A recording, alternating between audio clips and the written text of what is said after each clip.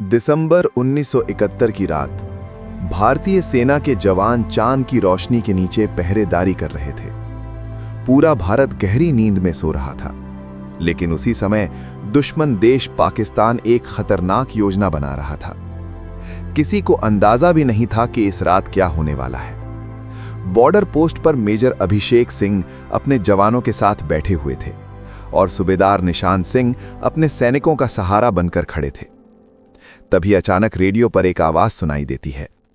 सबकी नजरें एक दूसरे की तरफ उठ जाती हैं। जवान तुरंत अपनी अपनी बंदूकें उठा लेते हैं और दुश्मन की तरफ सीना तान कर खड़े हो जाते हैं। चांद की हल्की रोशनी में हर जवान लड़ाई के लिए तैयार हो चुका था।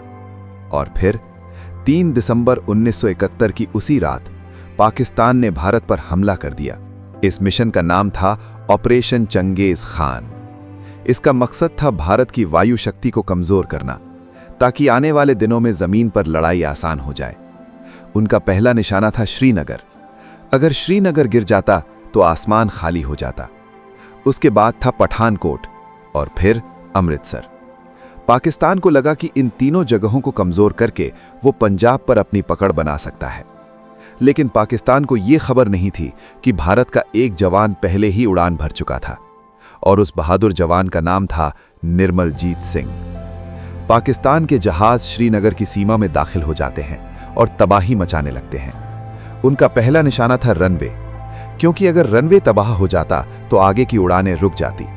लेकिन उसी समय निर्मलजीत सिंह आसमान की ऊंचाइयों को छू रहे थे। उन्हें पता था कि अगर इस वक्त आसमान खाली छोड़ दिया तो यह दुश्मन की सबसे बड़ी जीत होगी। उन्होंने देखा दुश्मन का एक जहाज एयरबेस की तरफ बढ़ रहा है। निर्मलजीत सिंह ने बिना देर किए हमला किया और दुश्मन के उस जहाज को निशाना बनाकर जमीन पर गिरा दिया। अब दुश्मन के बाकी जहाज सतर्क हो चुके थे। अचानक चारों तरफ से उन पर हमला होने लगा। तभी दुश्मन की एक मिसाइल आकर उनके विमान से टकराती है। विमान का संतुलन बिगड़ जाता है। सिग्नल भी कमजोर पड़ने लगते हैं।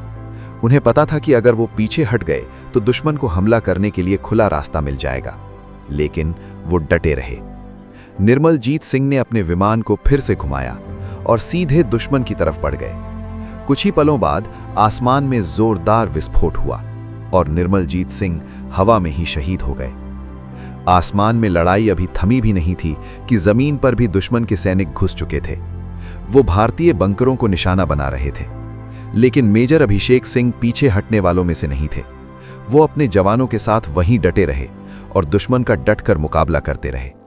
वहीं सूबेदार निशान सिंह ने अपने जवानों को फिर से सीमा पर तैनात कर दिया।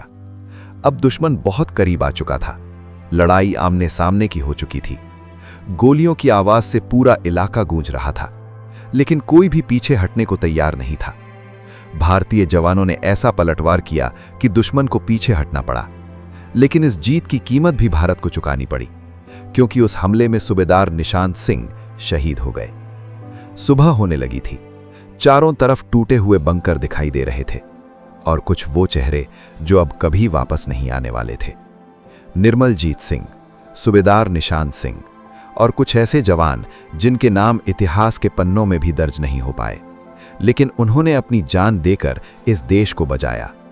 ये वही जवान हैं जो अपनी जिंदगी दांव पर लगाकर हम जैसे आम लोगों की रक्षा करते हैं। अगर आप भी भारतीय सेना से प्यार करते हैं तो इस वीडियो को लाइक करें और चैनल को सब्सक्राइब जरूर करें।